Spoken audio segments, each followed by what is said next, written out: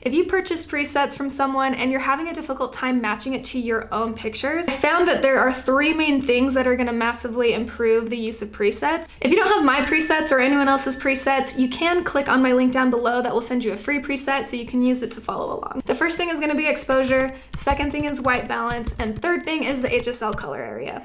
Let's go in and actually look at a photo and I'll talk you through how to make adjustments. First things first, I need to open up Lightroom and go to the Develop tab and find a preset that I want to use. I'm going to intentionally pick a preset that looks like it has potential, but that we need to make some adjustments. Right off the bat, we can see that this is underexposed, which is common for my photos. I typically shoot a little underexposed and I often want to brighten it back up once I get into Lightroom.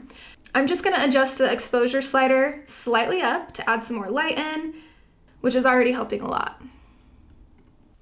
More advanced presets might have masking. Mine usually include masks that are meant to be slightly adjusted based on the light source in your picture.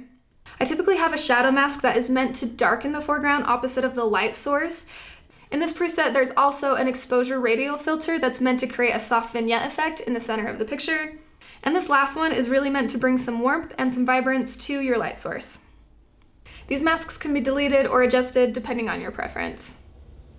Now, if we're moving on to the white balance, you can play around with the white balance sliders with the temperature and the tint. This will just depend on how warm you want it to look, if you want it to be more moody, it's really up to you. For this, I don't want to make too big of adjustments, but I am going to make it a little bit warmer and add a tiny bit of purple. Things are looking pretty good, but I do want to show how you can use the HSL section to really adjust each individual color in the picture. Now, greens are one of the most difficult colors to adjust, so I'm going to use the greens in this photo as an example of how we can adjust the HSL section. There's some aqua colors in the greens, along with some weird saturations going on in this lower tree line that I want to adjust. I'm going to be adjusting the aqua and the green. I'm going to desaturate both. Yellow is a really common color that will affect the greens.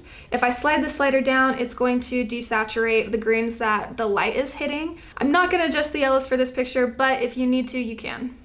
The hue section is also really useful if you're having trouble with an individual color. If you're finding that something is looking completely unnatural, you can go here and adjust the sliders to make sure that the picture is looking realistic. This section is also really helpful for skin tones. If you're finding that the skin is looking too orange or too yellow, you can make adjustments here. All of these adjustments should take less than a minute, and it's going to massively improve how the preset looks on your photo. This is the before, and this is the after.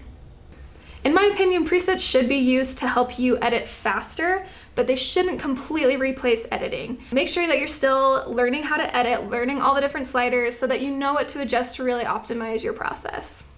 If you're interested in purchasing presets, I did include a link to my preset packs down below. Thanks for watching. If this was helpful, go ahead and like and subscribe, and I'll see you again soon.